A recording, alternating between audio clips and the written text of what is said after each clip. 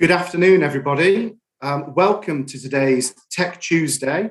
Thank you for joining us for this digital twinning focused event, which tracks the rapidly developing technology journey from industry, academia, and stakeholder investment communities. My name is Luke Willits, and I'm the Deputy CEO of Worcestershire Local Enterprise Partnership. We're a key investment partner in BetaDen, which is a commercial technology accelerator operating here in Malvern.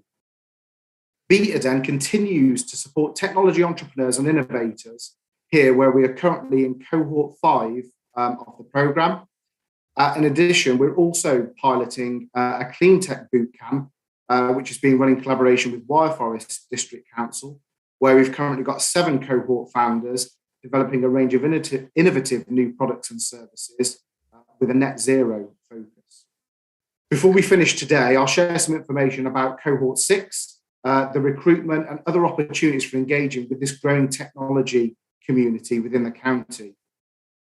Before we start and hear from some fantastic speakers today on digital twinning, a couple of quick housekeeping announcements. Today's session will run for 60 minutes maximum. We'll have 3 presentations from some great speakers, some great insights to be shared this afternoon. Then after the 3rd presentation is concluded, we'll have the opportunity for an open Q&A session.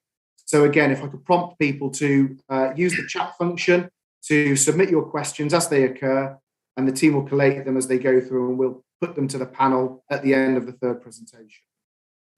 Make no apologies in delivering 3 presentations today, because the breadth and perspective from all 3 keynotes will combine to position the future and value that this emerging marketplace has to offer.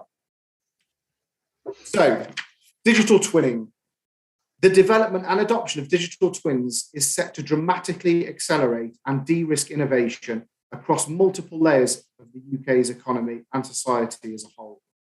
Today, we will discuss the challenges in adopting the digital twin concept in practice and the process for selection of standards and open source solutions. In addition, we'll provide an overview of the activities of some organisations around these topics in more detail, and we'll also discuss the challenges that arise with multiple standards for the implementation. Now, thankfully, you've not signed up to hear from me on this topic, so without further ado, I'd like to invite our first speaker to the virtual lectern. Neil Cassidy is the Group Chief Information Security Officer at Rolls-Royce, and will further introduce the concept of digital twinning and some of the potential benefits we see now and moving forward. So over to you, Neil. Thanks, Luke. Hopefully some slides have appeared. If somebody can nod and wave, that would be great. So yes, good, excellent, thank you. So as Luke said, my name is Neil Cassidy. I'm Group CISO for Rolls-Royce. I also have another role where I lead our enterprise architecture practice. So we've been doing a lot of work around digital twinning and the digital thread within Rolls-Royce. I should point out that this is Rolls-Royce Defence and Aerospace. We don't make cars. So I'll be using kind of gas turbine engines as kind of the vehicle to talk around this. It's an area that Rolls-Royce has been kind of at the forefront for a long time. It's a bit like we've been doing IoT type work for a long time before it got trendy names like IoT. We've been looking at the kind of digital twin for some time before it started to really take off. Pardon the pun. So how do we get there? I guess once upon a time we had rooms full of draftsmen drawing, creating the designs, creating the component designs, and that was a really slow process. It took a long time. The feedback was almost non-existent, and that's where we'd go. We would be. We moved on then to kind of model-based systems engineering, where you had quite wide scope but quite low fidelity, low granularity in those models. A model-based design where you'd be down to the very small component parts. Very high fidelity, but a small part of the overall thing. And now we're moving on to a full digital twin, which for us, our large engines, for example, have somewhere around 20,000 components on them. So if you consider the amount of data that you need to do digital twinning on something like that, it's absolutely huge. Is that all we need to know? Well, probably not. So if you ask 5 engineers, you'll get 5 different answers to what a digital twin and indeed digital thread is. We think of the digital thread as the entire life cycle. So everything from the initial design and concept through to it being in service and disposal. And that's our digital thread. The digital twin then becomes the part of that overall thread where you've got a real component and the virtual representation of it. And everything that happens to that real component has to be represented in its virtual counterpart. And that's no mean feat to achieve. So in terms of thinking about that, if you went back to the pen and paper time with large rooms of draftsmen, you would go through this life cycle from requirements through to service operation and repair. You just go round and round that loop. But as we get into the world of the digital thread and the digital twin, the connectivity and the feedback from all of those individual parts of that life cycle become huge. So we are trying to create an environment where we can take that real world information about what actually happens to a component, what actually happens to the full system, and feed it back into the design parts of that life cycle and vice versa. So we are looking at taking real world operational data, where degradation, those kind of things, feeding it back into the digital twin. We're looking at the repair data, how that has occurred, exactly what's been repaired, how it's been repaired, and pushing it back into that digital thread. We're looking at technical variations that come out. Things vary as they go through the life cycle. New components are tinkered with. How does that impact on the performance of everything?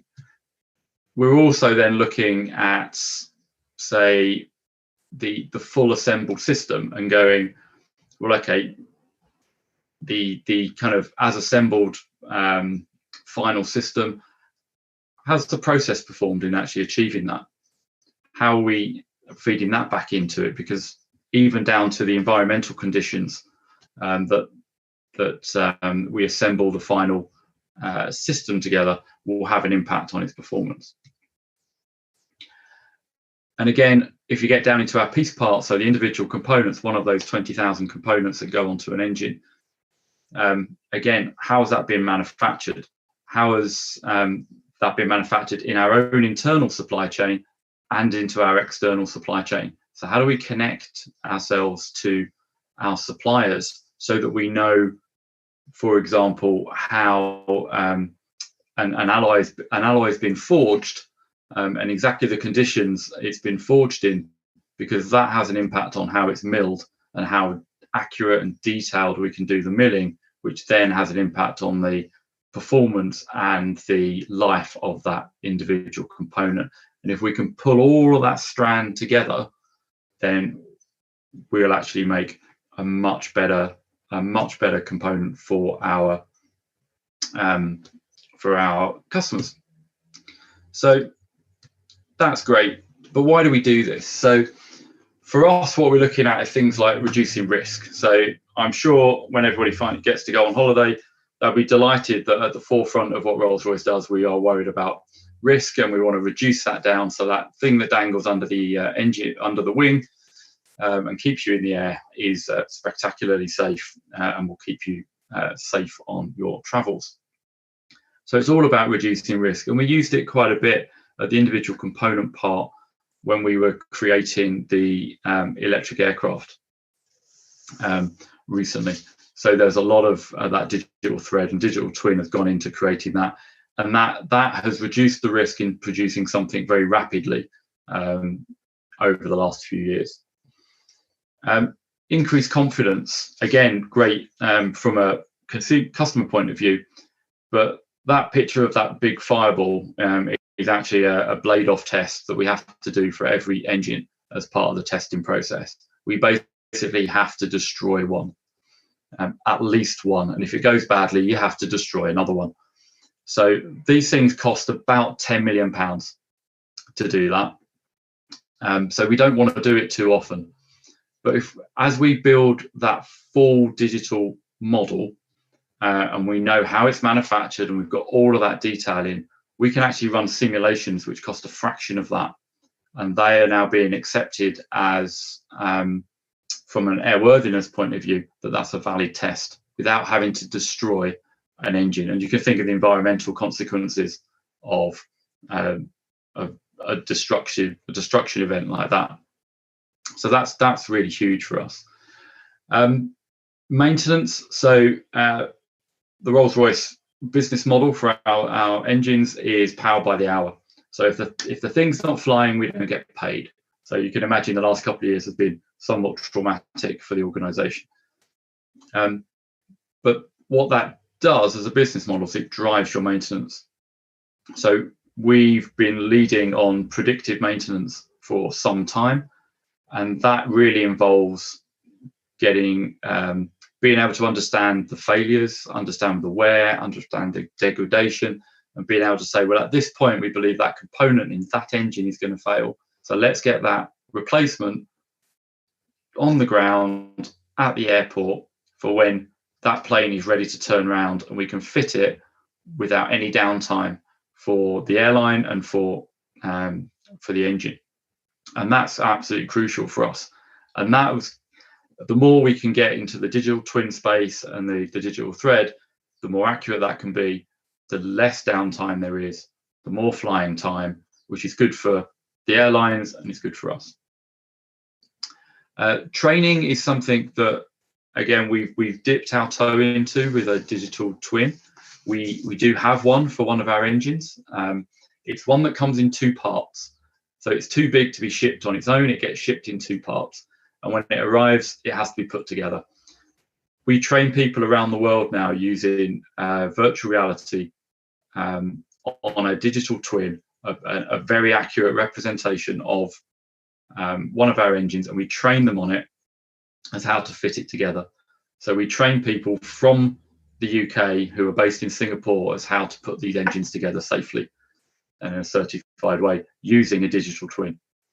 But we've only got that for one engine. We need to do it for more. So huge benefit for us and for our customers. And lastly, we can play lots of what ifs.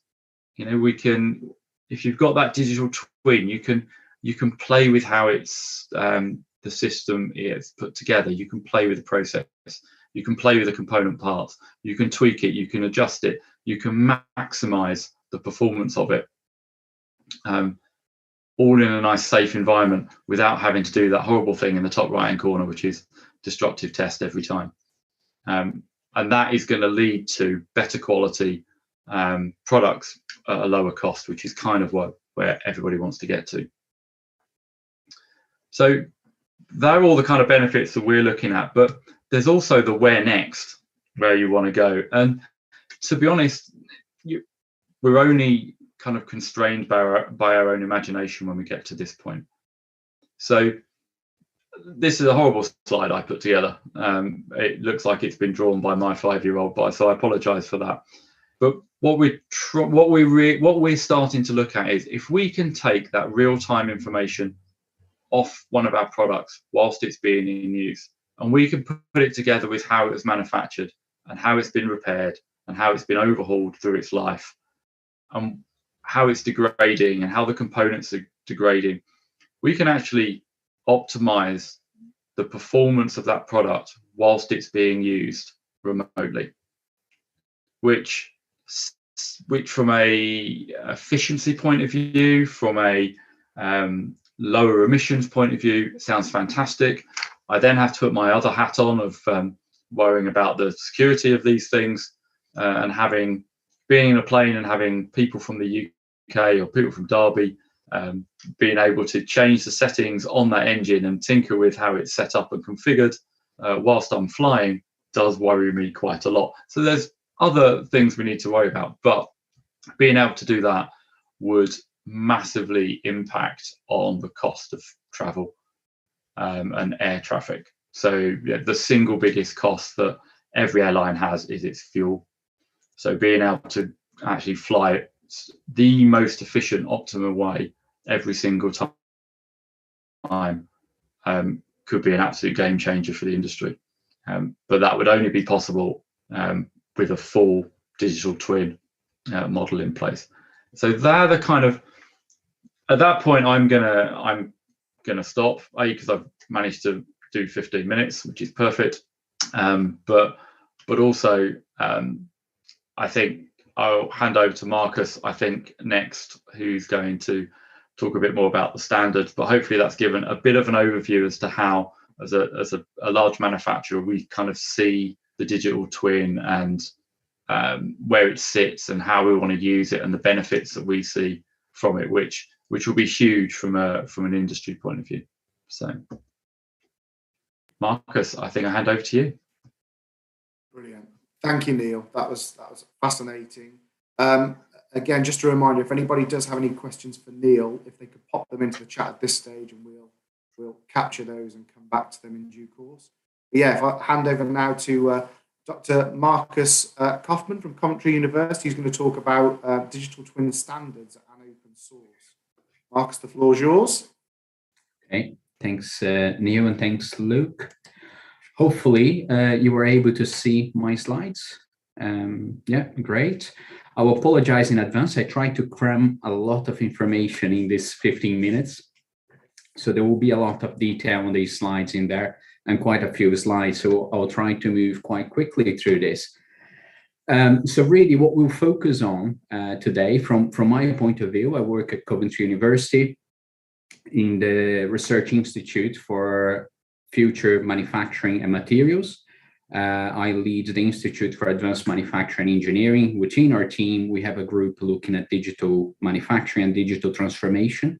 So we are very much doing research on standards to influence and to help with the adoption of digital twins in very complex use cases. So akin to what Neil described as the future for digital twins there, where you have a full digital twin that encompasses the entire value chain.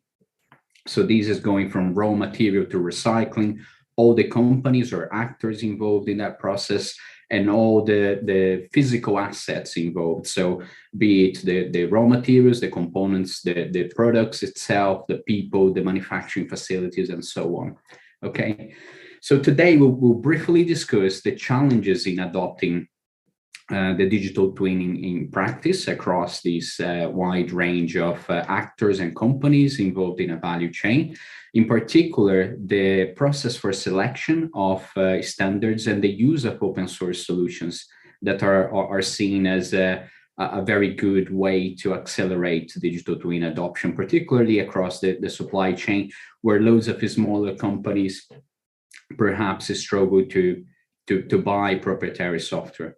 In addition to that, we'll talk about some of the challenges in regards to selecting different standards and standard lock-ins, as we call them, where you adopt a particular standard, but you cannot move or migrate to a different system, okay? So we'll start with, I guess, our kind of view on what are the key challenges around adopting complex use cases for digital twin across industries and across the value chain. So the first one is around the lack of a common definition and understanding of the digital twin concept. I think Neil rightly pointed out that if you ask engineers across a business, what is a digital twin, you get different responses. The same occurs in academia. The same occurs across industry experts. We were at Hannover Messe last week and we asked loads of experts from different companies, and they all had different definitions of what the digital twin is, how complex it needs to be, but also what the infrastructure required to implement them are. So there is a big risk in here that unless we address some of these issues around the definition and the characterization of digital twins, the term digital twin will be downgraded to just a buzzword and no one will give it any credit. which will be a big shame. The second issue we have is back-end data integration. This is particularly around breaking down the silos that we have within businesses and across industries when it comes to how we store the data. So if you go back to the digital threads that Neil explained, if you think across that digital thread, how many different pieces of software you have and how many different formats of data you have. In order to implement a complex use case of a digital twin, you need to break those silos down, and you need to find a way to create a big data set that is accessible and interactive across the value chain. So that's a big challenge, particularly when it comes to legacy systems across well-established and traditional businesses. And then the final challenge is around standardized information models. And I think what I alluded to in terms of the standardization deadlock. People that use proprietary software will be familiar with that. You use a particular software solution from a particular provider. Down the line, you decide to change software, and it's very difficult to convert your data set. The same can occur with your digital twin models.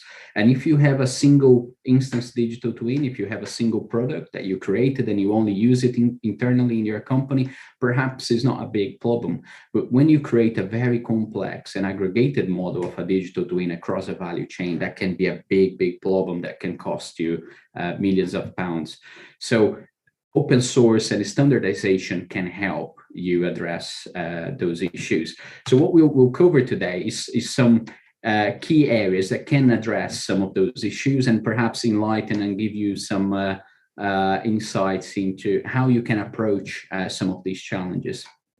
So as a starting point, I always like to go back to the concept of digital twin and when did it emerge and how does it evolve and continue to evolve. And what we see is from 2003, when we first heard of the words, or the combination of words digital twin, all the way to where we are now, we have seen a massive change on how things are defined, changes in interpretation, evolution of different technologies that can enable digital twins. And all of those are I guess, positive things. It means, the concept is evolving, is getting adopted, is getting tested. But there is not a lot of standardization around definition of digital twins and how we characterize what they actually are. So one way to look at it that we find very useful is to go back to standards. And here we have the ISO standard 23247, which defines digital twins in the context of automation systems and integration, particularly around a digital twin framework for manufacturing. And it talks about three critical elements that I think everyone who works with digital twins will agree. In order to characterize a digital twin or to have a digital twin, you have a data set that might contain data collected from a physical object. You might have, secondly, a digital twin data model or various models, depending on what the digital twin wants to represent and how complex it is. So you can have your CAD data, your CAE data, 3D simulation models, and a number of other submodels there. And finally, you have the service interface for that digital twin. So this is really around how does that digital twin interact with different pieces of software that you have, and how do engineers actually use the digital twin to derive decisions and to arrive at solutions that perhaps they wouldn't be able to arrive at without the use of a digital twin. So the key thing here to take is these three aspects: the data itself, the models, and the interfaces. Now, here at Coventry, we have run a number of projects around creating digital twins, various levels of complexity, from simple products and digital twins at product level to one of our latest projects, look at creating a digital twin and a full closed loop for an entire electric vehicle, which will be commercialized in a model for transport as a service, very much like the pay by the hour NG model that Rolls-Royce have. So there is a similar use case there. based on our experience with our projects and our digital twins, we came up with our own simplified definition of digital twin, and I will explain that in a little bit more detail.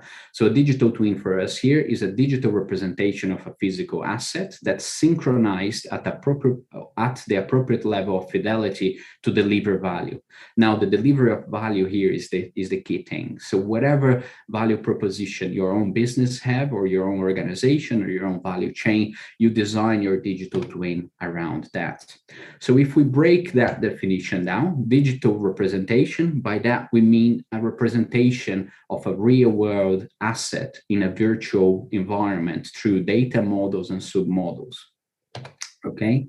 Appropriate fidelity, what we mean there is the appropriate required level of realism to portray the digital representation that you want to create to achieve that particular intended output, to achieve that value. Synchronized, it means that the connectivity between the two, the physical and the digital model, needs to be set up to the adequate frequency to transmit and receive data, to adapt and to adjust based on your use case. And then again, value is around the particular benefit to the individual, to the organization, to the process, or the society. So if you, the way I find useful to describe it, if you think about this diagram in the left in there, imagine the gray rectangle in the left is your physical asset. And around that physical asset, we establish some metadata, or some labeling, you can call it that defines what that asset is in a high level. So you have a unique identifying feature of that particular asset. Now, what you can do based on that metadata model is what you have next to it on the right-hand side is a series of submodels that can be as complex or as simple as you would like based on your use case to represent the different features and to characterize the different phases of use of that asset. So you can have static data there around the design of the product. You can have traceability data around the production of the individual product and the subcomponents going into it. And then you can have simulation models that try to forecast and predict what the behavior of that asset is going to look like. Now, it's important to know that once you have that digital representation, once you make it at the appropriate level of fidelity, you need to make sure when you are synchronizing and looking at deriving value from it, that you adhere to the right standards for the different submodels. So what I have on the right-hand side there is just an example of the submodels that you could have for different areas within a digital twin, and what are the applicable standards. And that's just a snapshot. It's not all of them. It's just a key summary of those. So just to move on in terms of digital twin solutions, so we understand what the digital twin is a little bit better.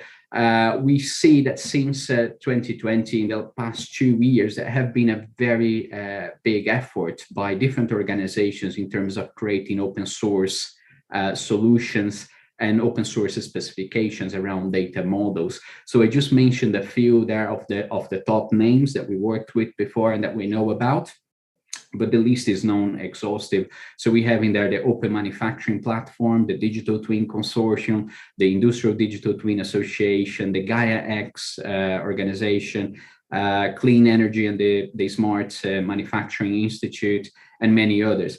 Now, what all those organizations have in common is they all created standards and they try to simplify the data models and how digital twins are created. So what we have here is a little bit of a benchmark between all of those, because having all those solutions don't help anyone unless you understand them in the context of something that can be meaningful to your business. So if you think about all those organizations and the different aspects that you need to consider for a digital twin across the top, and then you mark based on what sort of extent of activity each of those organizations have, you can create a very simple benchmark matrix, which is what we have on the left there. Now, in particular, based on the work that we do here at Coventry, we have selected an organization that utilizes have been coined back in 2015 as the reference architectural model for Industry 4. For those who never heard of it, is the short for that reference model is RAMI 4.0, and it looks very much like that cube you can see in the middle of the screen there. It is split into 3 axes that try to replicate the complexity of the product life cycle, the organizational layers within a business, and the level of connectivity from shop floor all the way to the connected world. So you can think about RAMI as a kind of bottom-up approach to creating small containers that will have product information or manufacturing information that you can aggregate into standardized bigger containers that will represent perhaps, going from a component to a product to an entire a solution that you offer, or going from a machine to a production line to an entire factory to an entire value chain. Now, in that context, the IDTA, the Industrial Digital Twin Association, utilizes a concept called the Asset Administration Shell. And they developed a whole host of open source software that everyone can download from GitHub and get started on creating digital twin models using that open source software. What you see at the bottom left in there is a screenshot of the open source software that you have. And that's how you create the metadata model and the detailed model that you then can share with your suppliers and customers across your value chain.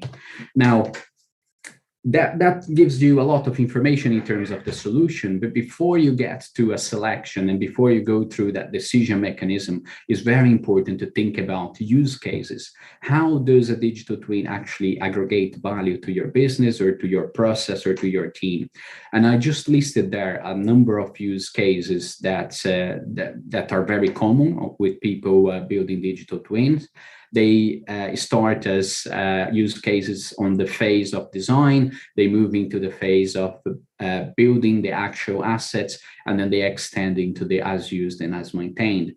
Normally, a digital twin starting point is the definition of this use case, and then you can move on to a mapping exercise of your legacy systems and existing models, and then move on to the selection of the right standards and the open source tools that you can use. So I cannot emphasize enough that before you select what tools and what solutions you go for, you need to think about the business and the value chain context in which your business operates. What's the purpose and what are the disruptive vectors acting within your value chain, and then formulate your use case.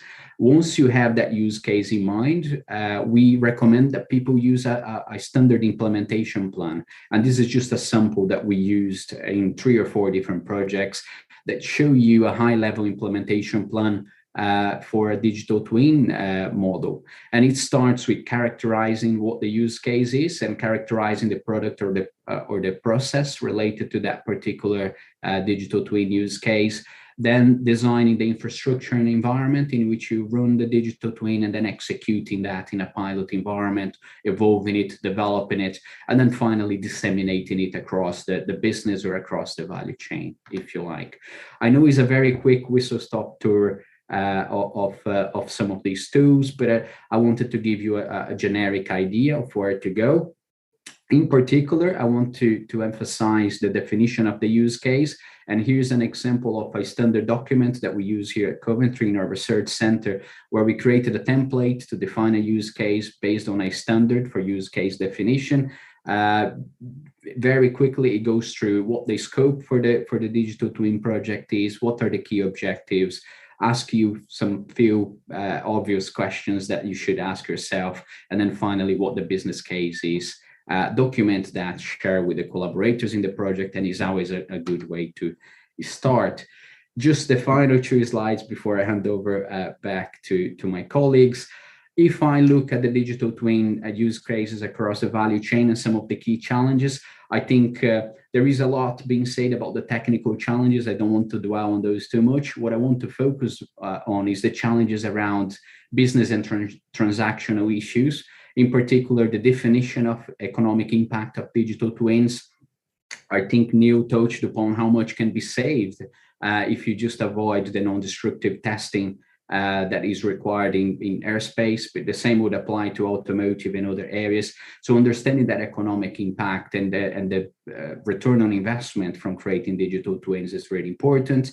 Understanding issues around intellectual property and cybersecurity, also very important. The more you rely on those models, the more risk, I guess, you run. So you need to be very careful on how those are set up, what environments and how you protect.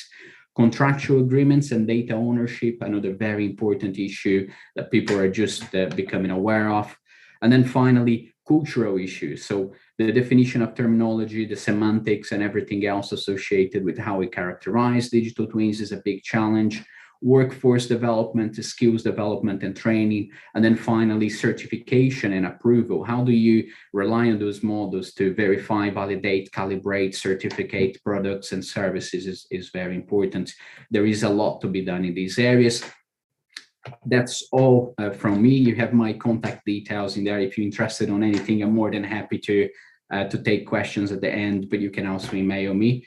Thank you very much. I think I just went over a couple of minutes. I'll hand over to Luke now. Thank you. Marcus, thank you ever so much. That was great. A great overview there. Some of the tools and techniques for anybody that's considering exploring digital twinning further. I see that we had some questions dropped in the chat already. That's great. Thank you. Again, I would urge you, if you've got any questions following Marcus's presentation, to again drop them in there and we will come back to those. But now I will hand to our third and final presenter for this session, Greg Cox. Greg, over to you from Mazak Europe, talking about value propositions.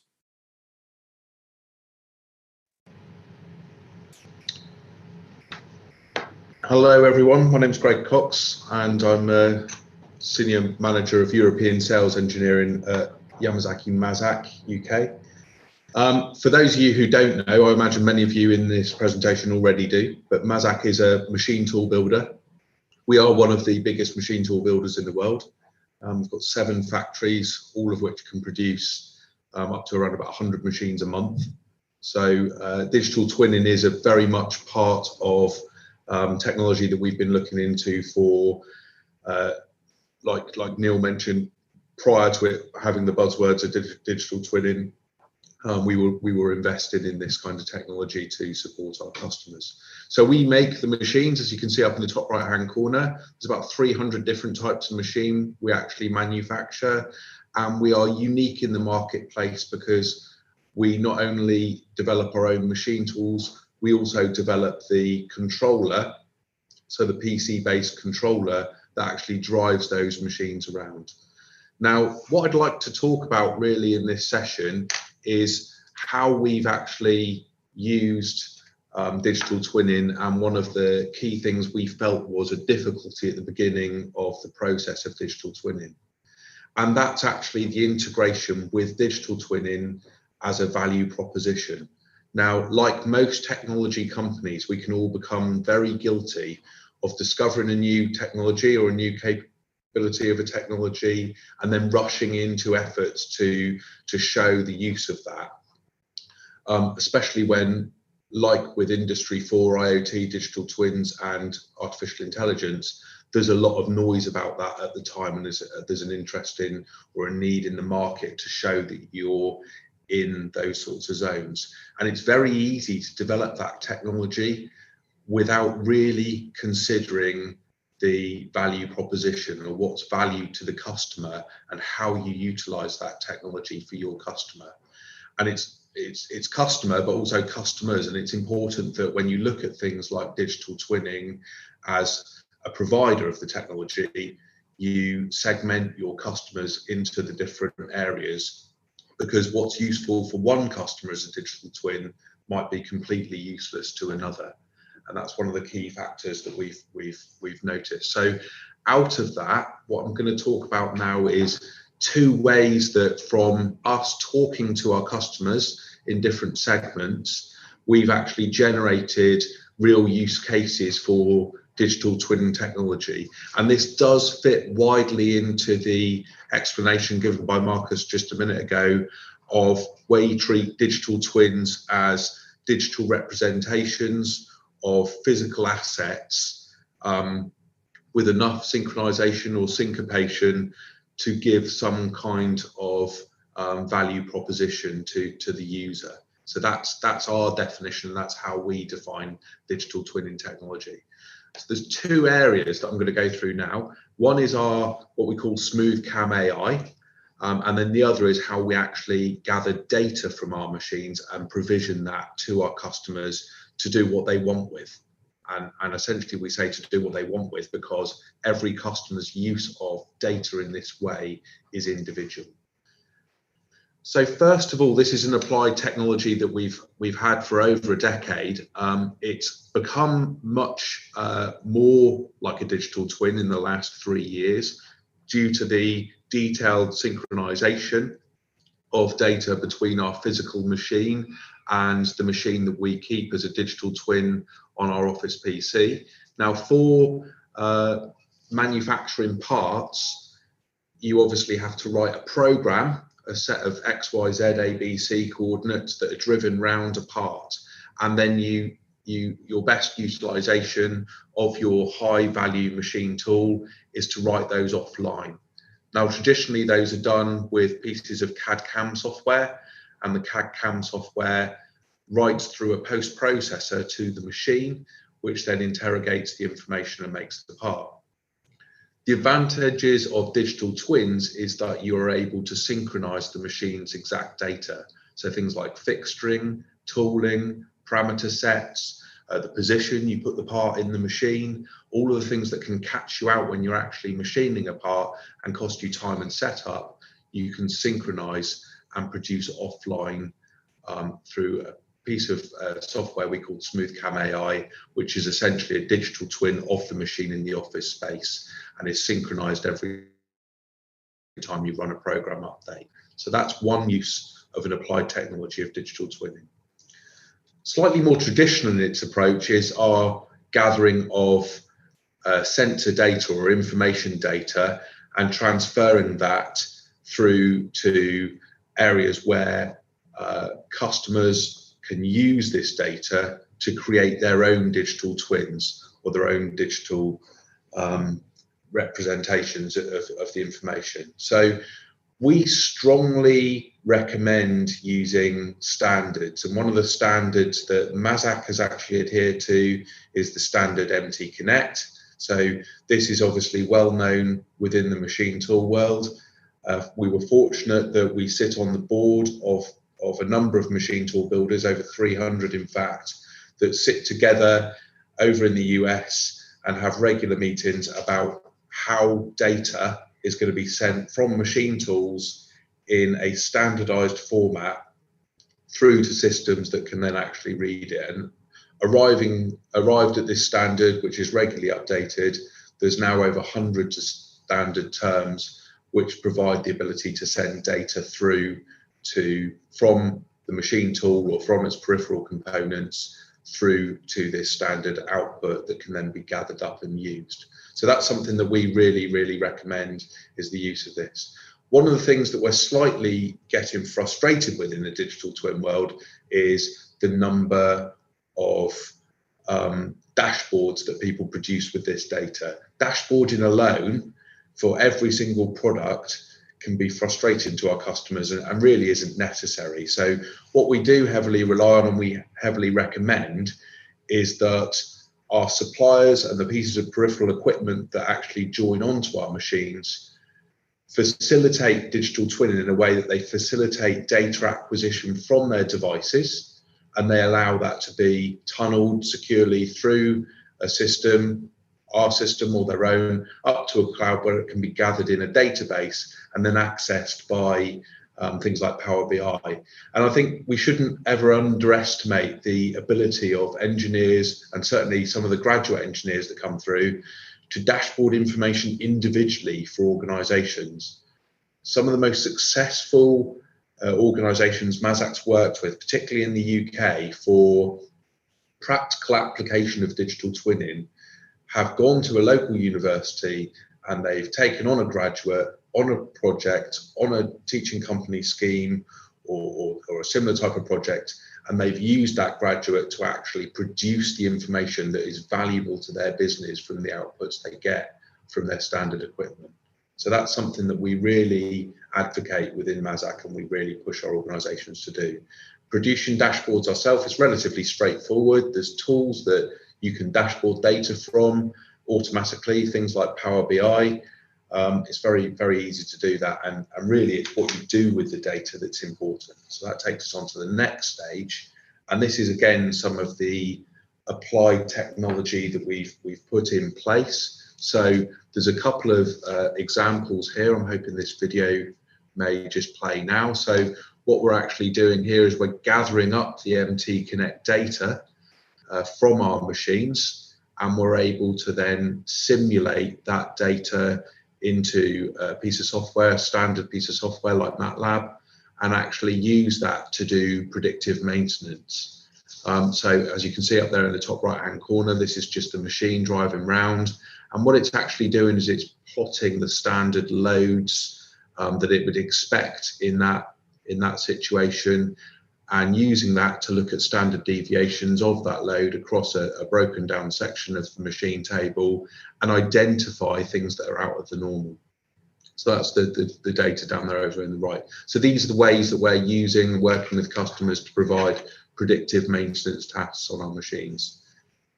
The other applied technology is actually using this standard information output and being able to build up information about the machine's energy usage. So this is obviously a hot topic at the moment, not just for environmental factors, but due to the cost of power now. So we're actually using standard sensor information to build up a clear understanding of the power consumption of the machine, so that we can predict at part level what our customers' programs are actually using in energy, and they can then supply that onward to the rest of the manufacturing chain, so they understand about the parts that are being built into consumer products and what their energy consumption is, and then they can use the digital twin in a package similar to or the same as SmoothCam AI to actually reduce that carbon footprint before making the actual part. So use these systems to actually introduce that. Now, what we do at Mazak is we bundle all of that into a single package. We call that Mazak iConnect, and all of these kind of digital twin functions, everything that allows us to link our machines up to the cloud and produce information, we supply in this package called Mazak iConnect. And we offer both a free version and a connected version, where we've actually securely connected our machines from their data source of MT Connect up to the cloud, where we can do data acquisition and provide our customers with the raw data or dashboarded information. So I hope that gives a very quick overview. Obviously, with just 15 minutes, there's not that much opportunity to go into a huge amount of detail, but I hope that gives a quick overview into how Mazak utilise digital twin technology. Thank you very much for your time. Greg, thank you. That was great. Thank you to all of our speakers. Tough job to such a big subject, trying to do justice in 15 minutes a piece. But I think you've given a lot of food for thought there between you guys. I can see that the chat is alive with questions, so bear with me, and I will I'll chuck these out. So first one up then. So Nick Walker from Cyber Reason has asked, Neil, great presentation. You spoke about the security implications for someone taking control of the plane itself, but in the digital manufacturing process, what do you see as the potential threat for IP theft, compliance, and information integrity?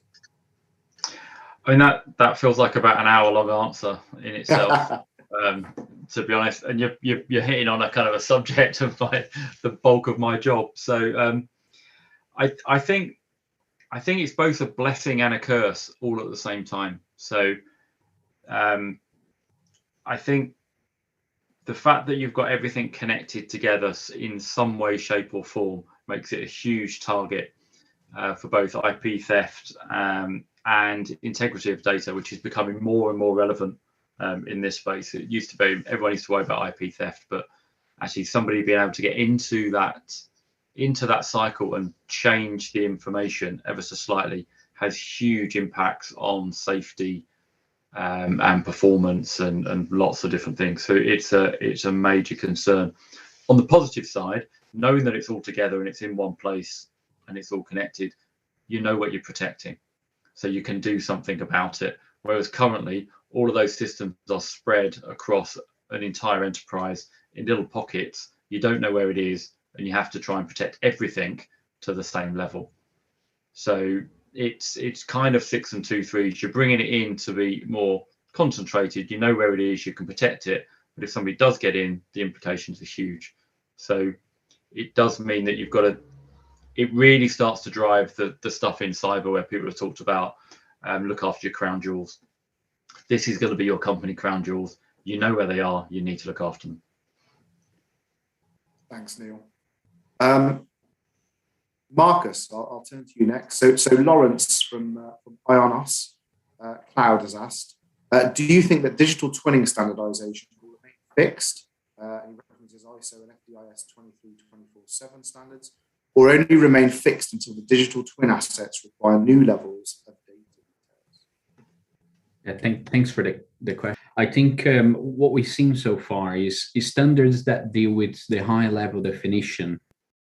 They tend to be more fixed, even though all these standards are constantly reviewed.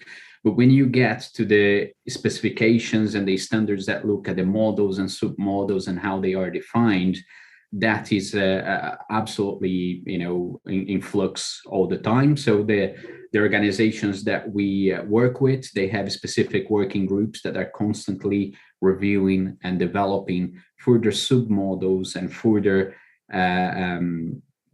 definitions that can be aggregated to the header standard, if you like. So absolutely, as the technology evolves and develops and new use cases are being developed and tested, the results of those tests will influence the standards for sure. We have seen a lot of migration and change, which makes it very difficult to have a strong business case and a strong case for return on investment if you don't know where the standards are going and you don't know if you're locking yourself out.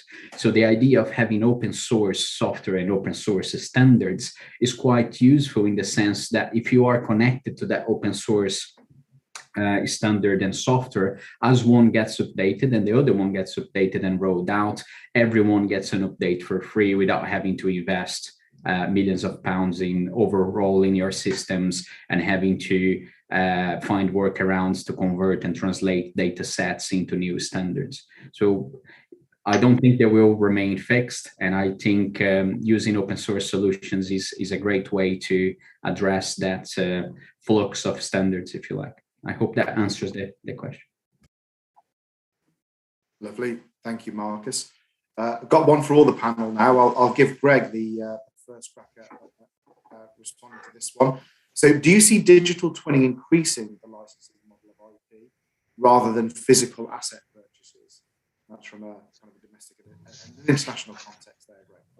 I think it's a really good question. I think one of the things that will come to light as a result of digital twinning is the wider use of servitization business models. So actually licensing IP or pay-per-use type systems do naturally progress from the ability to offer digital twinning.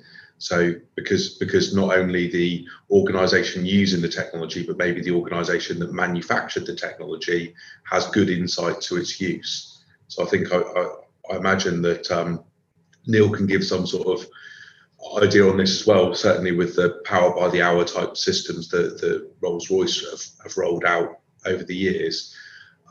It's certainly something that MASAC are very keen on looking further into is these servitization business models that basically license IP rather than physical assets. Thank you, Greg. Marcus, Neil, did you want to add anything to that? I'll just add a little bit to that. I think as you move away from just buying a physical asset from your supply chain, if you just took that as a particular use case, you need to buy all of the other information that goes with it. So how it was manufactured, the environment it was manufactured in, etc. Some of that will contain IP from those organizations in terms of the processes they've used, for example. Therefore, you're going to have to buy IP or have it licensed to you as part of the procurement of that particular asset. So it's going to have to increase to make this work, because you're going to have IP flowing between different organizations, which is either going to be to be bought or will be licensed. So absolutely, even if you just look at it through that particular lens. Thank you, Neil. Marcus? Yeah, I absolutely agree. I think we have seen an increased interest in manufacturing as a service models, whereby if you have a digital twin that represents the characterization of the product and the process, you can very easily outsource some of those. So concepts like micro factories and local factories have been coined, where someone centrally, let's say someone based in the UK, can design a product, design the process, virtually commission that process, and then sell a license for it to be manufactured elsewhere internationally. So we have seen a massive increase. Dealing with IP in that context is quite difficult, because as everybody probably knows, data sets by themselves are not protected by patents or anything as robust as a patent. So you need to rely on trade secrets and copyrights and perhaps database rights. But all of those things are fairly flawed, in the sense that once you share them, you lose control over those assets. So I think cybersecurity will become a massive influencing factor here on how IP is traded. And I also think, in retrospect, some of the contracts that we have in place across the value chain, be it automotive or aerospace, are absolutely redundant in the context of digital technology and digital twins, and they need to be reconsidered and redrawn based on these new technologies and the potential risk and reward to businesses. So that's my own experience. So absolutely, IP is going to become more important, as it already has since the 80s. I think some of the reports that we all are familiar with show that intangible assets have changed from being 10 to 20% of an overall business valuation to being the other way around, 75 to 85% of the business valuation. I think digital twin just brings it home to us in that sense. Brilliant, thank you. Folks, I'm conscious of time. There's a couple more questions that I want to get to. We can just deal with those before. I noticed David Sidaway asked a question, but to be fair, that came in before Marcus gave his presentation. So we've perhaps touched on that in terms of the types of data capture that we used and put live information to digital twin. So we'll skip that one and we'll finish with the two that are at the bottom. So first, Greg, if you could pick up the one around from Paddy Fawcett. What's new regarding on-the-fly adjustments where cutter deflections mean actual resultant shapes and tolerances are correct, with the opportunity to come back and remove more material, ? And then a lovely skills one for each of you to give a perspective on to finish, if that's okay. Greg. Oh yeah, no, I'm there. I caught it just in time. Sorry. So looking at adjustments for cutter deflections, actual resultant shapes, we have actually been working extensively with a university in Germany, Aachen University, on a digital twin project that's quite heavy IP protection on it at the moment. So can't go into a huge amount of detail on that digital twin project, but its pure purpose is us being able to have enough sensors on our machine tool spindle and enough data acquisition to be able to predict on a part cutter deflection and cutter abnormalities that have led to changes in the actual part. And we've been able to reproduce parts to alarming similarity to physically measured parts in doing that. So I think the answer to that is it's still quite academic at the moment, but it's anytime soon. Thanks, Greg. Conscious, I've just seen a message, my sound keeps dropping up, so I'll speak loudly, hopefully everyone can still hear. Final question to the panel, and Greg, if you want to kick off with this one first, it's the question about skills. Do you think there's a global skills challenge? You guys have talked a lot about how digital twinning is being utilised already and how we see that increasing in the future. Is there a skills challenge coming? What do schools, colleges need to address to prevent that from happening? I do think there's a minor skills shortage coming. I think there's a number of underutilized individuals within the industry actually. That there's a lot of skills actually out there, and getting organisations to actually push certainly their new recruits and their graduates into finding these sorts of solutions is one of the key things that needs to be done to help with that skills gap. But I do believe there's a big transition now between people that want to do the engineering type of work where they're actually running a machine over towards the more sort of digital side of things. And that's really matching quite nicely with automation and with this kind of technology coming into play. I think the key thing is to make sure that as organisations, we're open to developing new individuals into this area, as well as the schools and universities. Thank you, Greg. Marcus, as our resident academic, have you got a view on this? Yeah, I think we already have a big skill challenge at the moment in terms of engineering full stop, right? So we have a deficit of engineers in the UK, and we have an even bigger deficit when it comes to engineers that have digital skills and understand systems thinking and systems engineering. So I think universities are more aware, and particularly universities that have close relations with industry and they have industrial advisory boards in their courses. They are already changing the curriculum to make sure, you know, when a manufacturing engineer or a mechanical engineer are going through their undergraduate degree, they start to familiarize themselves with the concepts of digital thread, of digital twins, all the softwares and that are available, all the solutions available. So when they actually join the market, they start working for a company, they can be the change actors. They can be the people actually helping to facilitate change and transformation and adoption of Industry 4 technologies into those business. But it's a very easy thing to say, you know, that's what is happening. It's very difficult to actually do it, because some of the industrial companies that we work with, they still demanding very traditional, very siloed engineering skills, and sometimes they don't see the benefit on having engineers that know how to code or that know how to deal with complex systems. So yeah, I think there is a challenge, and is going to be more pronounced in the future. I think if I can just add on to that, I think that's one of the things that we're really pushing and realizing, and something universities and colleges need to realize. Engineers need to be able to code at some kind of level. It's actually now an essential requisite for somebody doing an engineering function to have the ability to write some languages of code and understand coding and its benefits. Excellent. Thank you, gentlemen. I'm conscious of time. I'll draw a close there. There are a couple of plugs that I just need to make very quickly. Before I do that, I'd like to thank again the three speakers for giving your time, and to everybody who's joined us today and for the questions. Really insightful and very much appreciated. In terms of the plugs, the Tech Tuesday series will continue in September. He just checks his notes. September the 6th, we have our next Tech Tuesday on the topic of Web 3.0 and AI. So please visit the event page on our website where you can register for your free place at that event.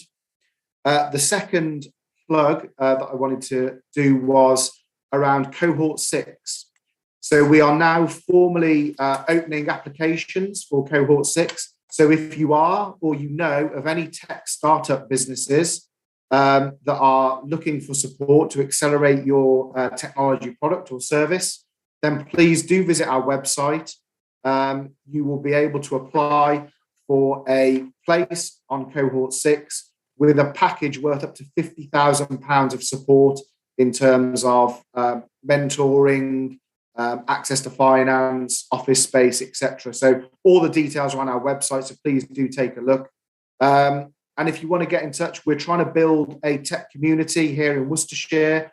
We've got a physical event on the 23rd of June, very informal. It's not stuffy at all. It's BetaDen beers. It's being hosted here at the Science Park on the 23rd of June between 5 p.m. and 7 p.m. So again, please come down, come and learn a bit more about BetaDen, join this growing network, and we look forward to seeing you there. So with that, I'll thank everybody again for your time. Much appreciated, and I'll see you at the next one. Thank you very much, everybody. Thank you very much.